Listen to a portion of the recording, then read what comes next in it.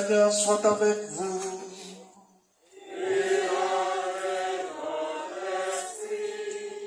Évangile de Jésus-Christ selon Saint Jean.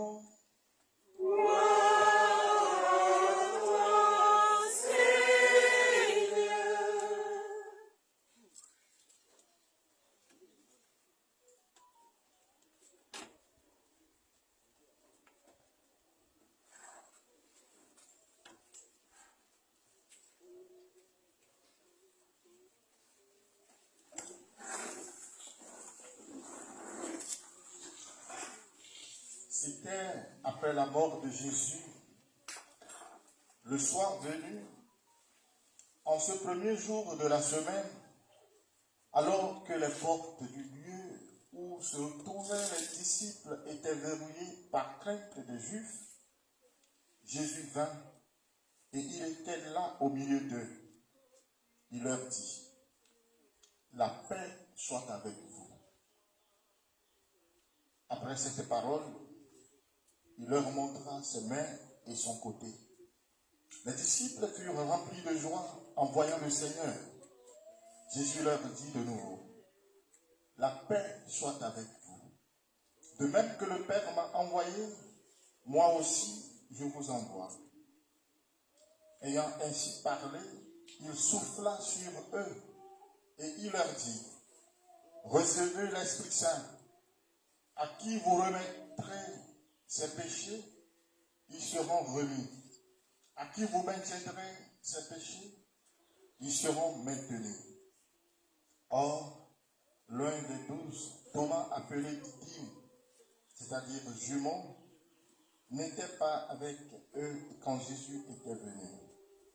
Les autres disciples lui disaient, nous avons vu le Seigneur, mais il leur déclara, si je ne vois pas dans ses mains la marque des clous, si je ne mets pas mon doigt dans la marque des clous, si je ne mets pas la main dans son côté, non, je ne croirai pas. 8 jours plus tard, les disciples se trouvaient de nouveau dans la maison et Thomas était avec eux. Jésus vient, alors que les portes étaient verrouillées, et il était là au milieu d'eux. Il dit, la paix soit avec vous.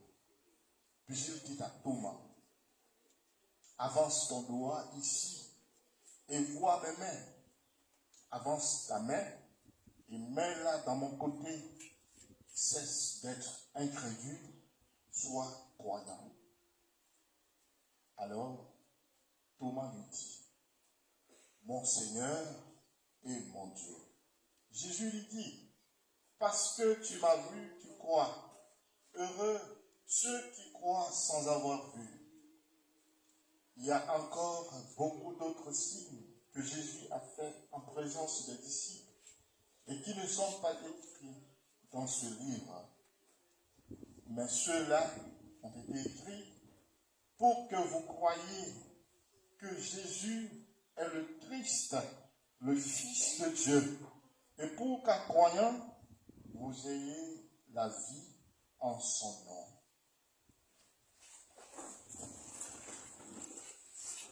Acclamons la parole de Dieu. Louange à toi, Seigneur Jésus.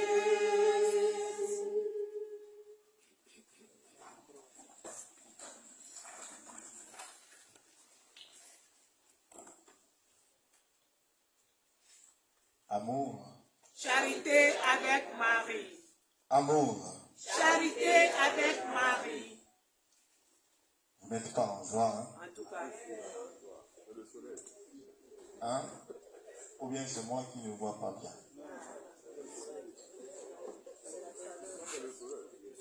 Bénéficier de la miséricorde divine, c'est une très grande joie. Amen.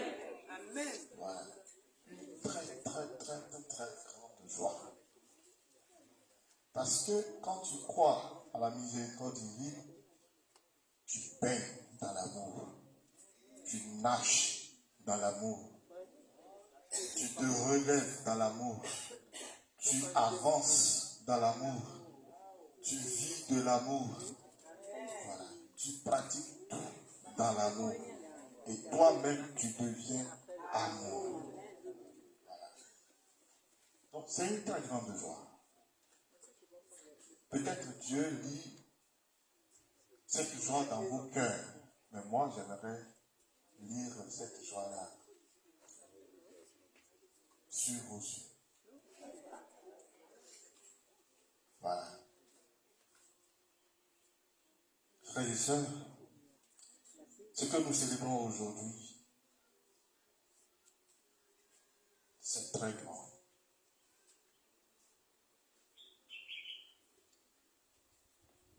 Normalement, c'est celui qui est inférieur qui se déplace vers celui qui est supérieur. Mais la miséricorde divine traduit le fait que Dieu se déplace vers l'humain, vers l'homme, pour le transformer et l'élever. Et comme je l'ai dit au début de cette Eucharistie,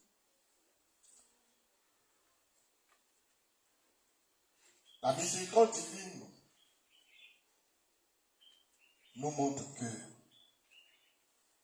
Dieu est toujours avec nous. Et c'est une très belle réalité pour notre foi. Savoir que Dieu est avec nous, ou Dieu est toujours avec nous. Une très belle réalité pour notre foi.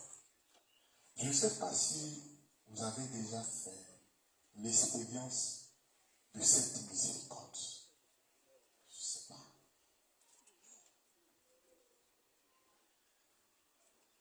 Un exemple banal. Tu te crois indigne. Tu te sens impur.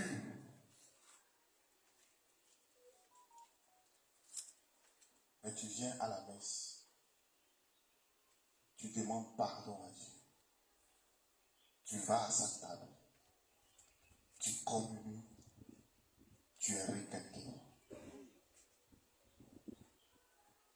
Tu te vois en même temps fort. Dès l'instant même que tu as communié, il y a une force qui entre en toi. Si vous faites vraiment l'expérience de la présence réelle de Dieu dans l'Eucharistie, c'est ce qui se passe. Une force entre en toi. La lourdeur te quitte.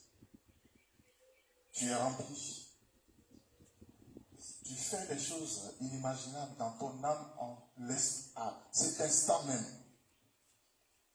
Même si après tu rechutes, tu vis d'abord quelque chose. Deuxième exemple.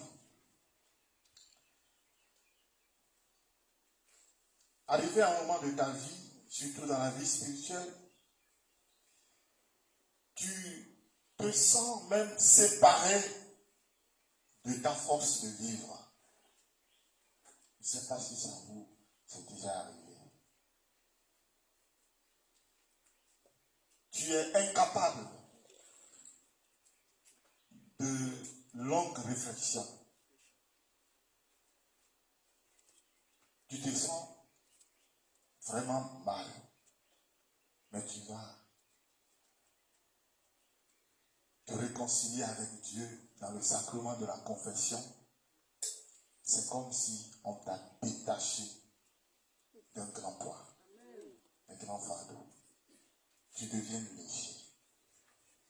C'est-à-dire, quand tu marches même, physiquement, tu sens que tu es libéré de quelque chose.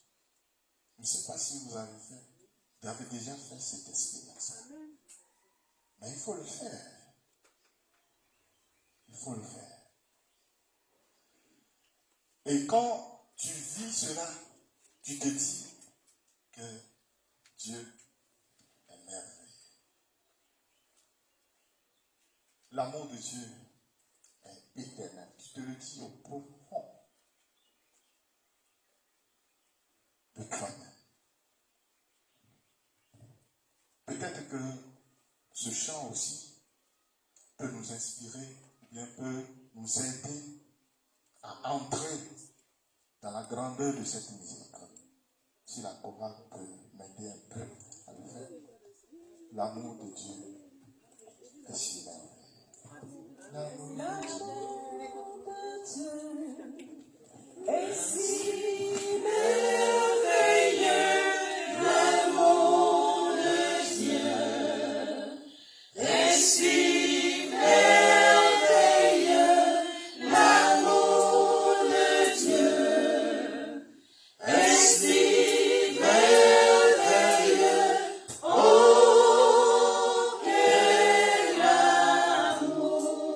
L'amour de Dieu, l'amour de Dieu est si merveilleux. L'amour de Dieu est si merveilleux. L'amour de Dieu est si merveilleux. Oh, quel amour! Il est si haut, on ne peut le surmonter, si profond, on ne peut le sonder.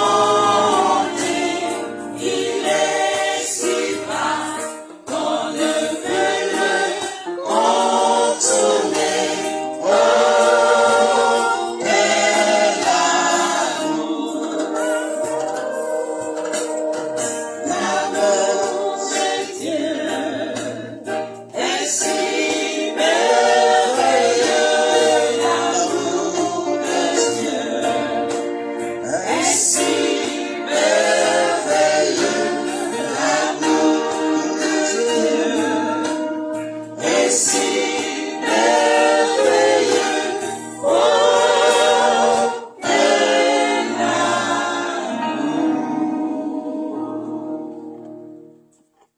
Vraiment, si vous n'avez pas fait l'expérience, je ne sais pas comment vous l'expliquer.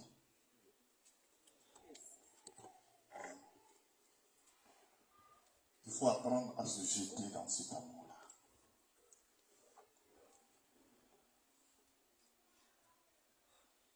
Questionnons un peu l'histoire sur la divine miséricorde. Et allons jusqu'à la création. Dieu qui a créé le ciel et la terre et tout ce qu'il contient, il a créé l'homme pour gouverner tout ça. Et Dieu a vu que c'était bon et c'était très bon.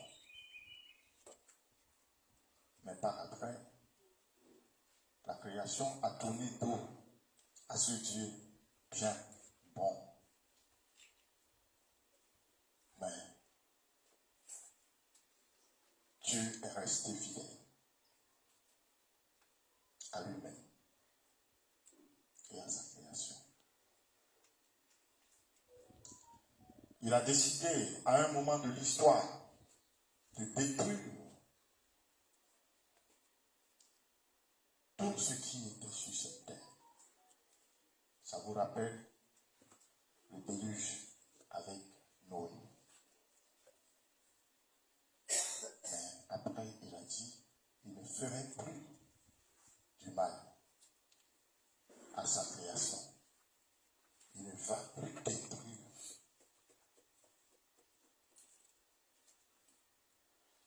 Mais après ça, les enfants de Dieu,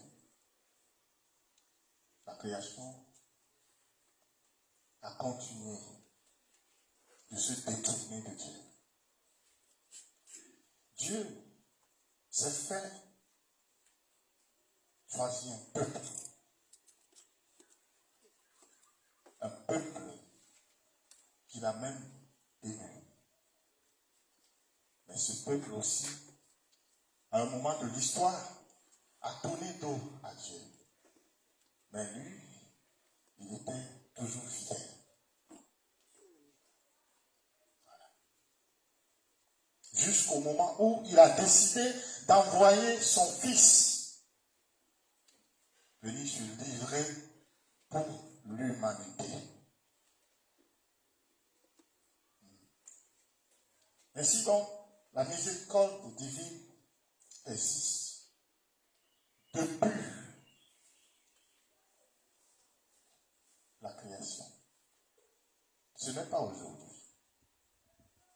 Mais cette fête est tout récemment instituée par le pape Jean-Paul II en avril 2000 seulement. Et donc la première célébration de la divine miséricorde en tant que fête de l'Église insérée dans la liturgie, c'était deuxième dimanche du Pâques 2001. Tout récemment. Mais la miséricorde de Dieu accompagne toujours l'humanité. Voilà. Mais on se pose la question, ce qui nous concerne aujourd'hui, pourquoi deuxième dimanche de Pâques, ou bien le dimanche après la Pâques? Pourquoi? C'est pour mettre en évidence la trahison que le Fils de l'homme a vécue avec tous ceux et celles qui étaient proches de lui. La trahison que Jésus-Christ a vécue. Mais en retour, il laisse tout et il revient vers ces gens qui l'ont trahi. Donc, la divine miséricorde placée dans le cadre de Pâques nous permet de voir de près la trahison de Judas, le disciple de Jésus lui-même qui l'a trahi. Après, Pierre, celui-là qui est choisi pour être le fondement, la fondation de l'Église du Christ. Jésus, pour soutenir sa foi, l'a pris avec deux autres disciples sur le mont Horeb et lui a montré sa gloire pour lui dire qu'après ma passion, ce serait une gloire. Mais Pierre a renié Jésus. Il a dit, je ne connais pas cet homme. Je ne sais pas de quoi vous parlez. Et la troisième fois, il insiste. Je vous dis bien que je ne connais pas cet homme. Voilà. Et il est parti. Il y a un disciple, on dit de lui que Jésus l'aimait. Genre, il se cachait même derrière Jésus. Mais à un moment, il a fui. Il a fui dans la passion. Tous les autres disciples, ils ont fui. Si c'était un humain, à son retour, il devait s'asseoir pour régler les comptes. Mais Jésus, quand il était là, ce que nous avons écouté tout à l'heure, qu'est-ce qu'il a dit? La paix soit avec vous. Voilà. Voilà. Celui qui a subi toute forme de trahison, il revient, ce qu'il a trouvé de dire, c'est la paix soit avec vous. Est-ce que vous trouvez quand même la grandeur de ce geste? Ça dépasse l'entendement humain. Mais il a fait à cause de vous. Il a fait en ce moment à cause de ses disciples, ses apôtres qui lui ont tourné dos. Mais il a pensé aussi à la génération future.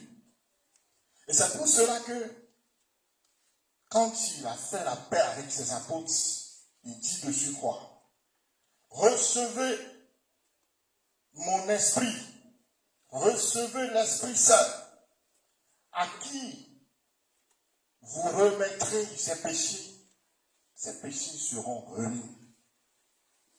Mais à qui vous retiendrez ces péchés seront remis. Le sacrement de la réconciliation, confession. Voilà. Le Seigneur a laissé ce sacrement pour que nous puissions aujourd'hui vivre indéfiniment, incessamment sa miséricorde. Voilà. Voilà la joie pour nous d'être chrétiens, et surtout chrétiens catholiques. Ces deux sacrements, confession et Eucharistie. L'Eucharistie, c'est-à-dire le Christ qui se rend présent, qui quitte sa gloire et vient sur l'os d'un humain et vient se présenter à toute l'humanité et fait sa demeure dans le cœur des êtres humains infidèles.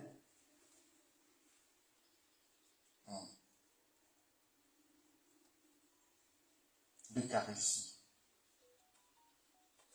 la confession.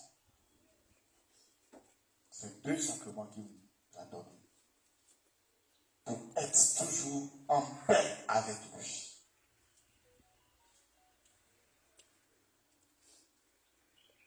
Ça devait être la source d'une grande joie pour aujourd'hui. Mais on est étonné parce que aujourd'hui, le sacrement de réconciliation, confession, souffre de beaucoup de fantaisie de notre part. Beaucoup de fantaisie, je veux dire, de notre part. Hein? Dieu nous ouvre ses bras pour toujours nous accueillir. Il y a un saint qui disait que la miséricorde de Dieu, c'est la corde de l'amour que Dieu nous tend, que Dieu fait descendre depuis le ciel jusqu'à nous pour nous tirer, comme on tire d'un puits, pour nous tirer de notre misère. La misère des apôtres, c'était la trahison, c'était la peur, c'était la méfiance. Aujourd'hui, nous connaissons aussi notre misère, où chacun connaît sa misère qu'il vit en face de Dieu. Dans la miséricorde de Dieu, c'est cette corde-là qu'il fait descendre depuis le ciel pour nous tirer de notre misère. Est-ce que nous arrivons à tenir cette corde? C'est la question fondamentale de cette célébration aujourd'hui. C'est étonnant que, je donne un exemple banal. Par exemple, une femme vient à la confession, un homme vient à la confession. Au lieu de poser la main sur sa conscience et de parler sincèrement à Dieu, il commence à dire, peut-être, nous les femmes, mon père, vous le savez, nous les femmes, on a l'habitude de faire ceci.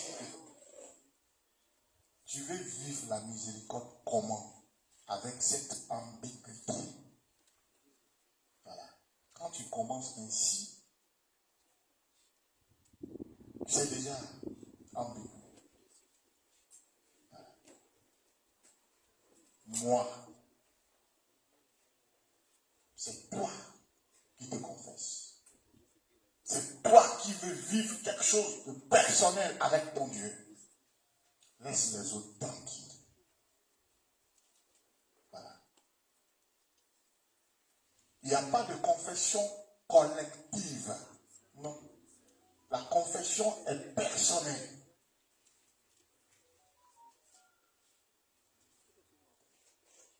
Le salut de Dieu est universel, mais il faut des efforts personnels pour y arriver.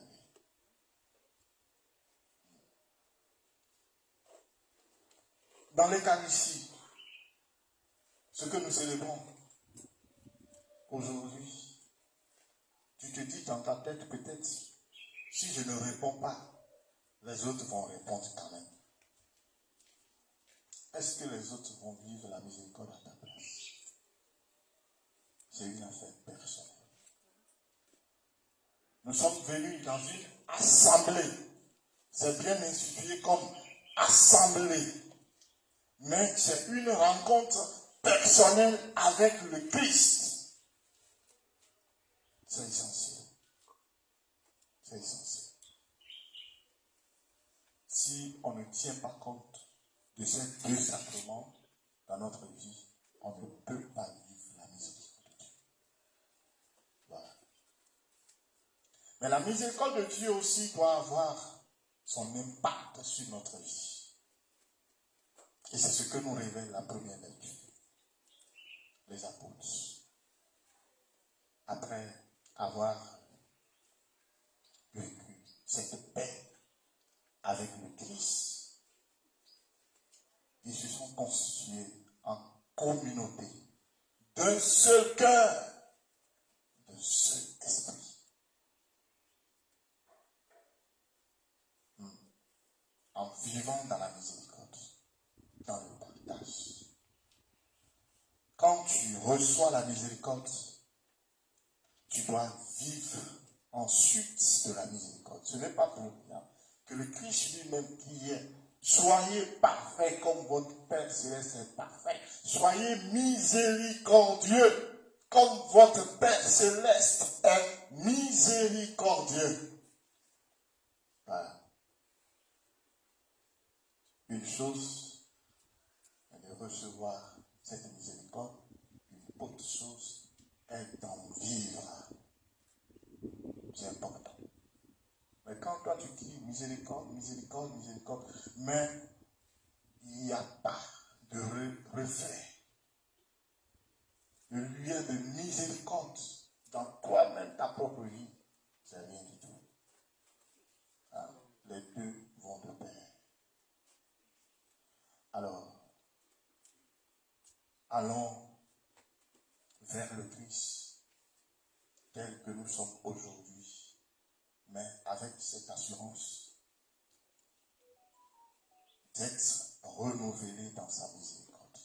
C'est-à-dire bénéficier de sa miséricorde et de pouvoir donner cette miséricorde autour de nous. Que la force de cette Eucharistie nous y aide. Amen. Amen. Miséricorde.